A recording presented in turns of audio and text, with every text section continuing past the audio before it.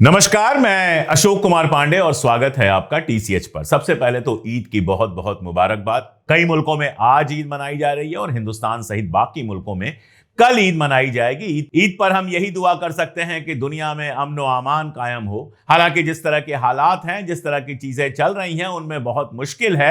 ये hope against hope है, उम्मीद के खिलाफ उम्मीद है। अभी तो फिलहाल जंग रुकने के कोई आसार दिख नहीं रहे हैं, लेकिन कई बार जो जंग होती है वो अमन के लिए भी होती है। कई बार एक लंबी जंग बहुत लंबे अमन के दौर को कायम करती है। और ईरान में कल जो हुआ है, ईरान में जिस तरह से हो रही हैं चीजें, कई बार लग रहा है कि यह जंग शायद जरूरी थी। जिस तरह से अमेरिका का गरूर टूट रहा है, बहुत मुमकिन है कि इसके बाद अमेरिका की दादागिरी हमेशा के लिए खत्म हो जाए और दुनिया में अमन का एक लंबा दौर चले। कल जो ईरान ने किया है, कल मिडिल ईस्ट के आसमान पर जो कारनामा हुआ है, कभी अमेरिका ने ख्वाब में भी नहीं सोचा होगा। आप सोचिए, F-35, इतनी बातें हैं F-35 की, किसी आसमान पर आज तक F-35 नाकाम नहीं हुआ। जहां गया वहां कहर बरसा के आया। अमेरिका का सबसे महंगा फाइटर प्लेन, एक फाइटर प्लेन बनाने में, F-35 प्लेन बनाने में $100 मिलियन खर्च होते हैं। वो प्लेन आसमान में था और ईरान की मिसाइलों ने उसको निशाना बनाया। ये और मजेदार तब हो जाता है जब 2 घंटे पहले जापान की प्राइम मिनिस्टर के साथ बैठकर ट्रंप ये कह रहा था कि अब तो ईरान के पास मिसाइलें खत्म हो गई हैं, ड्रोन खत्म हो गया है, एयर डिफेंस खत्म हो गया है, अब तो ईरान पूरी तरह से हार चुका है, हम पूरी तरह से जंग जीत चुके हैं, ईरान तबाह बर्बाद हो गया है, उसकी मिलिट्री खत्म हो गई है, नेवी खत्म हो गई है, एयरफोर्स खत्म हो गया है, सब खत्म हो गया है। जब ट्रंप ये कह रहा था, उसके चंद घंटों बाद आसमान में वो कारनामा किया ईरान ने कि ट्रंप के भी समझ में नहीं आ रहा होगा कि इसके बाद क्या करें। F-35 को मार गिराया और ना केवल मार गिराया बल्कि उसका वीडियो भी जारी किया। शर्म में अमेरिका ने एक बयान जारी कर दिया कि नहीं नहीं, उसमें तो कुछ प्रॉब्लम आ गई थी, वो सऊदी अरबिया में लैंड कर गया है। लेकिन खबर यह आ रही है कि सऊदी अरबिया में वो लैंड नहीं किया है, सऊदी अरबिया में टूटकर जमीन पर गिर पड़ा है। F-35 बर्बाद हो गया है। और मजेदार बात बताऊं कि जिस F-35 की दुनिया में सबसे ज्यादा डिमांड है, उसकी मार्केट वैल्यू गिरनी शुरू हो गई ईरान के इस कारनामे के बाद। 1.9% उसके शेयर गिर पड़े। यह बताता है कि दुनिया को पता है कि ईरान ने अपनी नॉर्मल सी गुलेल जैसी मिसाइल से अमेरिका के F-35 फाइटर प्लेन को गिरा दिया। यह छोटी सी घटना इतनी इंपॉर्टेंट क्यों है, इस बात को आप समझिए। अमेरिका को अपनी जो जंगी जहाजें हैं, जो अपनी कैपेबिलिटीज हैं, उनका मुजाहरा करने की बहुत ज्यादा आदत है और शौक है। वो उसका मुजाहरा करता रहता है। F-35 है, B-20 बॉम्बर है, फलाना है, ये हमारा जेराल्ड फोर्ड है, तो ये हमारा अब्राहम लिंकन है, और दुनिया को यह बताने की कोशिश करता है कि हमारे पास दुनिया के सबसे शानदार हथियार हैं। और इस बहाने दुनिया भर में अपने हथियारों के लिए मार्केट भी क्रिएट करता है और दुनिया उससे हथियार खरीदती है, जो अमेरिका की इकोनॉमी में और खास तौर पर वहां के जो रईस लोग हैं उनके लिए बड़ा रोल प्ले करता है। कमीशन खाते हैं, पैसा कमाते हैं, और हथियार की जो पूरी इंडस्ट्री है, हथियारों की जो तिजारत है, उसमें अमेरिका को बहुत फायदा होता है। इसके उलट ईरान ने कभी बहुत मुजाहरा नहीं किया। ईरान चुपचाप 40 साल से अपने हथियार बनाते चला जा रहा था।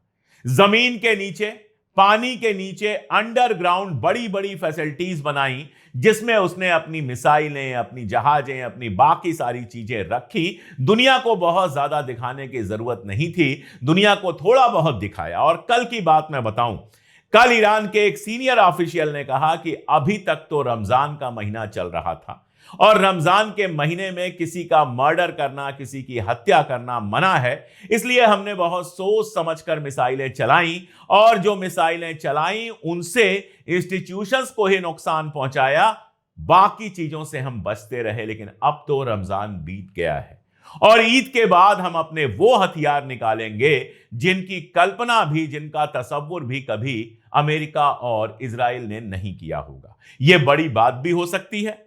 कई बार यह जंग में आपको बढ़ा चढ़ाकर बोलना होता है, और यह एक ऐसी तल्ख हकीकत भी हो सकती है जो इस पूरी जंग का चेहरा बदल ले। और कल जिस तरह से F-35 को मारा है, दुनिया एक बार सोच रही है कि वाकई ईरान के पास और कौन कौन से हथियार हैं, जो हथियार सारी दुनिया के पास नहीं था, जो सारी दुनिया में कभी नहीं हुआ कि F-35 गिरा दिया जाए, वो अगर ईरान ने गिराया है। और बाद में तो खबर आई कि 2 F-35 गिराए हैं। वैसे इसके पहले मैं बता दूं, ब्लूमबर्ग की रिपोर्ट है कि अमेरिका के 16 मिलिट्री एयरक्राफ्ट, 16 मिलिट्री एयरक्राफ्ट और 10 से ज्यादा रीपर ड्रोन्स ये पहले ही ईरान गिरा चुका है। यानी ईरान की मिलिट्री कैपेबिलिटी को जो लोग बहुत कमजोर समझ रहे थे, या फिर कुछ जगहों पे बम गिरा के इजराइल और अमेरिका को लगा था कि ईरान की अटैकिंग कैपेबिलिटी उन्होंने पूरी तरह से खत्म कर दी है, वो निहायत बेवकूफाना चीज थी। वो अखबारों में बड़ी बड़ी सुर्खियां तो बना सकती है, ट्रंप के भक्तों को जोश में भर सकती है, लेकिन हकीकत को नहीं बदल सकती। आगे बढ़ो उससे पहले वही अपील कि अगर आप वीडियोस रेगुलर देख रहे हैं तो चैनल सब्सक्राइब क्यों नहीं किया है, सब्सक्राइब कर लीजिए और बटन वगैरह जो होता है दबा दीजिए, ताकि आपको लगातार अपडेट्स मिलती रहें। साथ में अगर आप हमारी ताकत बनना चाहते हैं तो आप हमारी मेंबरशिप ले सकते हैं। मेंबरशिप 3 रुपए रोज से भी कम की है। आप देख सकते हैं वीडियो के ठीक नीचे ज्वाइन का बटन होगा, स्क्रीन पर एक QR कोड होगा, जो हमारा पिन कमेंट और हमारी डिस्क्रिप्शन होती है उसमें आपको लिंक मिल जाएगी। किसी भी रास्ते से आप मेंबरशिप ले सकते हैं, जो भी आसान हो। सुपर थैंक दे सकते हैं। जरूरी है कि आप हमारी ताकत बने, ताकि हम पूरी ताकत के साथ लगातार सच ऐसे ही कहते रहें। वैसे मैं आगे बढ़ूं इसके पहले एक और बात आपसे शेयर कर लेना चाहता हूं। एक खबर तो नहीं है, ये इतिहास है जिसको आपको याद दिला देना चाहता हूं। आज से ठीक 23 साल पहले आज के दिन ही लगभग इराक वार शुरू हुआ था। अगर इराक वार को कंप्लीट में देखें तो 4,992 यानी लगभग 5,000 अमेरिकी सैनिक इराक में मारे गए थे। 32,292 32,292 सैनिक बुरी तरह से घायल हुए थे। इराक के 2 लाख से ज्यादा सिविलियंस मारे गए थे और 9 सालों तक यह लड़ाई चली थी, जिसमें $3 ट्रिलियन अमेरिका के तबाह हुए थे। हासिल कुछ खास नहीं हुआ था। यह ह्यूमन हिस्ट्री में एक बड़ी गलती थी। और इस बार जब इंग्लैंड और बाकी कंट्रीज से अमेरिका ने मदद मांगी तो आपको याद होगा स्ट्रेमर ने कहा था कि हम इराक की गलती दोबारा नहीं दोहराना चाहते, इसलिए इस जंग में हम डायरेक्ट शामिल नहीं होंगे। हालांकि स्ट्रेमर मदद कर रहा है। ब्रिटेन के ऊपर से अमेरिका की जहाजें आराम से गुजर रही हैं, ब्रिटेन के बेसिस से अमेरिका की जहाजों को छूट मिली हुई है, लेकिन डायरेक्ट इन्वॉल्वमेंट नहीं है। वहां की आर्मी सीधे सीधे इसमें इन्वॉल्व नहीं है। वहां की क्या, किसी भी मुल्क की आर्मी ने मदद करने से इंकार कर दिया। कल और भी कई बहुत इंपॉर्टेंट चीजें हुई हैं जिनको समझना चाहिए। अमेरिका ने अरब मुल्कों के लिए, यूएई, कतर और जॉर्डन के लिए $16.5 मिलियन के हथियार देने की बात की है कि इतने डॉलर के हथियार इनको दिए जाएंगे। अब समझने की बात है कि यह हथियार क्यों खरीदे जा रहे हैं। एक वजह यह हो सकती है कि आने वाले टाइम में इन हथियारों का इस्तेमाल करके ईरान के खिलाफ जो लड़ाई चल रही है उसमें यह शामिल हो, जिसकी उम्मीद सबसे कम है।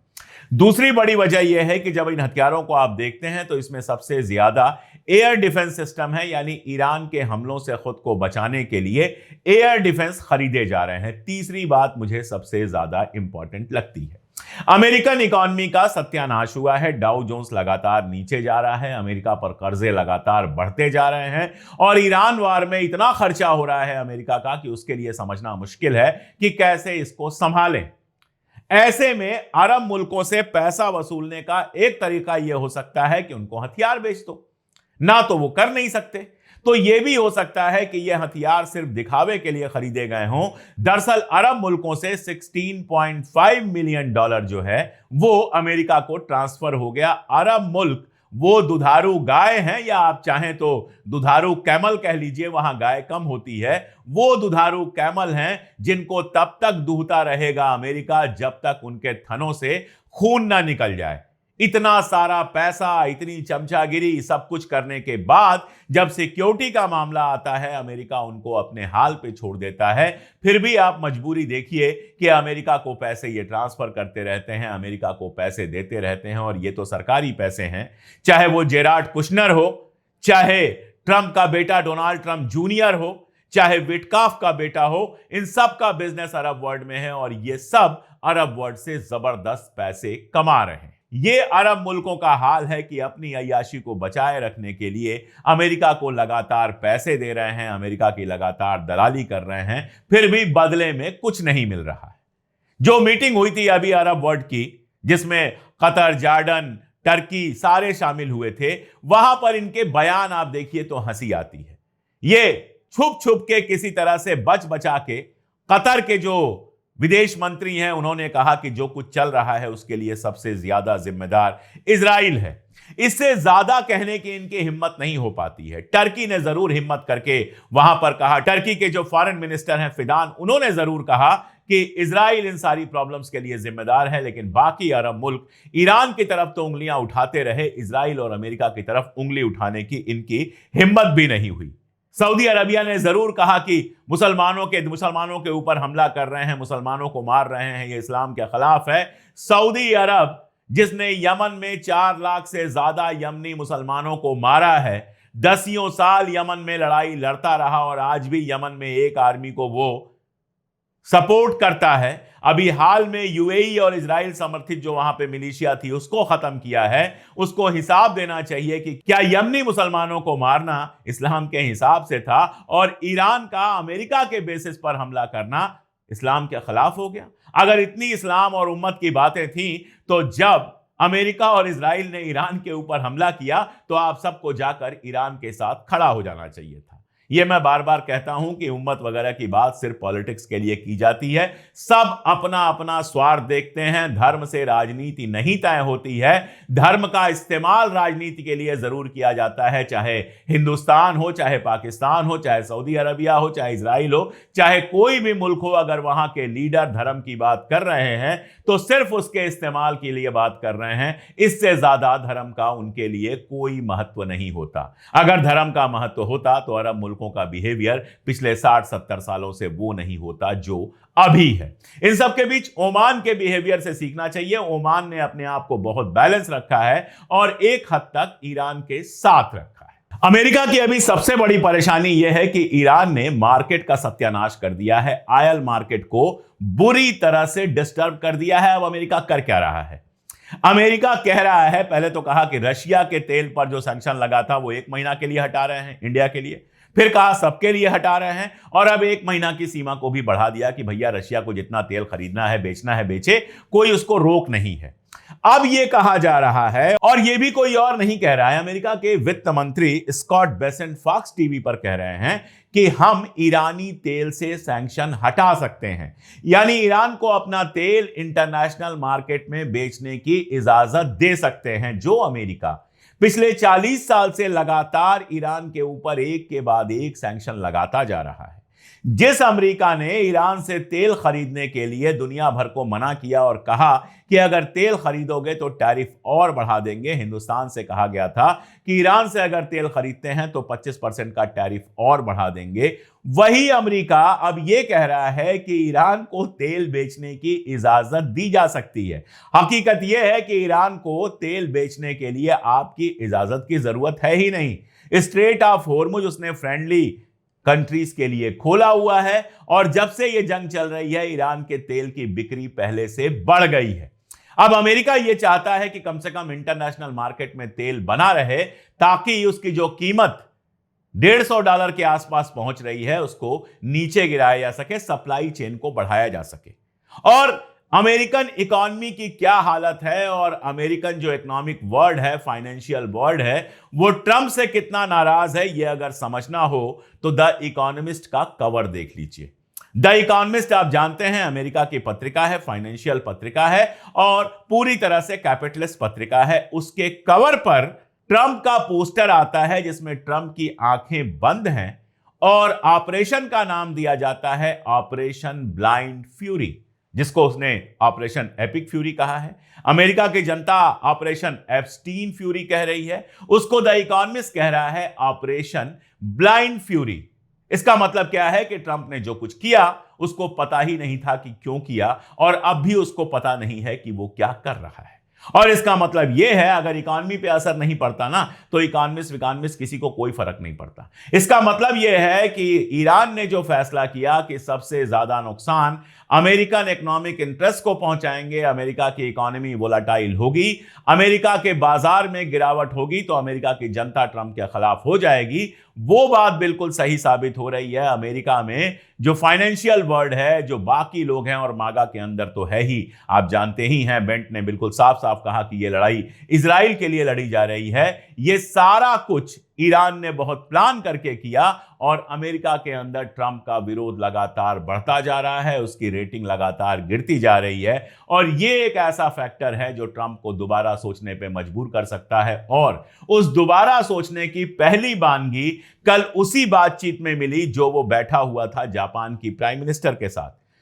जब उससे पूछा गया कि क्या ईरान में आप जमीनी सेना उतारने वाले हैं तो उसने कहा नो ट्रूप्स, कोई सेना मैं ईरान में नहीं उतारने वाला हूं।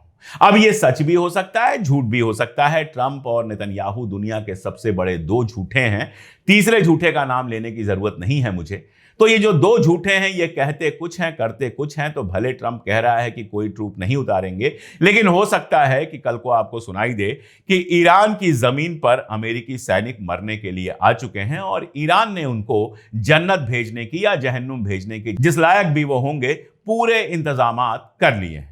लेकिन फिलहाल पब्लिकली वो कह रहा है कि हम कोई ट्रूप नहीं भेज रहे हैं, जबकि 2 दिन पहले वो कह रहा था कि हम ट्रूप ईरान की जमीन पर भेजेंगे। आपको बताऊं कि किस तरह से उसकी प्लानिंग्स फेल हो रही हैं, उसका एक एग्जांपल क्यूबा है। क्यूबा को पूरी तरह से सैंक्शन कर दिया गया, क्यूबा में ऑयल की सप्लाई पूरी तरह से रोक दी गई। मैं आपको बताऊं कि यूनाइटेड नेशन के अंदर क्यूबा के समर्थन में सारी दुनिया थी, सिर्फ अमेरिका और इजराइल उसके खिलाफ थे। और क्यूबा पर कब्जा करने की लगातार प्लानिंग जो ट्रंप की है, उसी के तहत क्यूबा का ऑयल सप्लाई पूरी तरह से रोक दिया गया था, जिसका असर यह हुआ था कि 29 घंटे क्यूबा अंधेरे में रहा। वहां के जो इलेक्ट्रिक संयंत्र थे उन्होंने चलना बंद कर दिया। लेकिन अमेरिका के इस प्लान को तोड़ा मैक्सिको, रशिया और चाइना ने मिलकर। रशिया और मैक्सिको ने तेल भेजा, मैक्सिको को तो बगल में है, उसका तेल पहुंच चुका है। रशिया की बोट जा रही है तेल लेकर, और चाइना ने, जिसको हम कहते हैं सोलर पैनल्स, वो पहुंचाए वहां पर, जो लगने शुरू हो गए हैं और 29 घंटे बाद वहां पर बिजली शुरू हुई। एक छोटा सा मुल्क क्यूबा, सिर्फ इसलिए कि वो अमेरिका की गुंडागर्दी को स्वीकार नहीं करता है, उसका गला मरोड़ने की कोशिश की जा रही है। और यह कोशिश अगर कामयाब नहीं हो रही है तो रशिया, चाइना और मैक्सिको की वजह से कामयाब नहीं हो रही है। तो ट्रंप जो अपने पागलपन में कभी इस पर टैरिफ, कभी उस पर टैरिफ, कभी इस पर कब्जा, कभी इस पर कब्जा वाला पूरा एक माहौल बना रहा है, वो दुनिया को जंग की तरफ ढकेल रहा है। और ऐसे में ईरान जो चोट पहुंचा रहा है अमेरिका की इकॉनमी को, अमेरिका की सेना को, उसके गरूर को जिस तरह से तोड़ रहा है, बावजूद इसके कि ईरान में भी बहुत तबाही हुई है, ये बात मैं बार बार बताता रहता हूं। लेकिन कल रात को इजराइल में जो तबाही हुई है, मैं अगला वीडियो जो करूंगा जो 5 बजे के आसपास आएगा उसमें बहुत डिटेल में बात करूंगा। इजराइल में कल जिस तरह की तबाही हुई है वैसी तो इजराइल ने कभी सोची भी नहीं होगी। और ईरान के ऑयल सेक्टर पर हमले के चलते जो दुनिया में बावेला मचा है, जब ईरान के ऑयल सेक्टर पर हमला हुआ, गैस सेक्टर पर फार्स में हमला हुआ और उसके बाद पलटकर कतर से लेकर हाइफा तक, इजराइल के हाइफा तक जिस तरह से गैस ऑयल सेक्टर पर ईरान ने हमला किया है, उसके असरात क्या हुए हैं, कैसे अमेरिका और इजराइल के बीच दरार पड़नी शुरू हुई है और कैसे इस पूरे जंग की सूरत बदल रही है, मैं शाम वाले वीडियो में बहुत डिटेल में बात करूंगा। लेकिन अभी के लिए इतना कि अमेरिका की जहाज गिराकर जो गरूर तोड़ा है ईरान ने, दुनिया में जो लोग भी हक पसंद हैं, जो भी अमेरिका की गुंडागर्दी के खिलाफ हैं, सबको वो सीन देखकर बहुत अच्छा लगा होगा। आपको भी लगा होगा। एक बार फिर से ईद की दुआएं आपके लिए, ईद की बहुत सारी बधाइयां। बने रहिए हमारे साथ, देखते रहिए हमारे वीडियोस, और आपकी ताकत हमें मिलती रहेगी तो हम भी पूरी ताकत से वो सच कहते रहेंगे जो सच कहने में बहुत सारे लोगों को डर लगता है। आज के लिए इतना ही, बहुत शुक्रिया।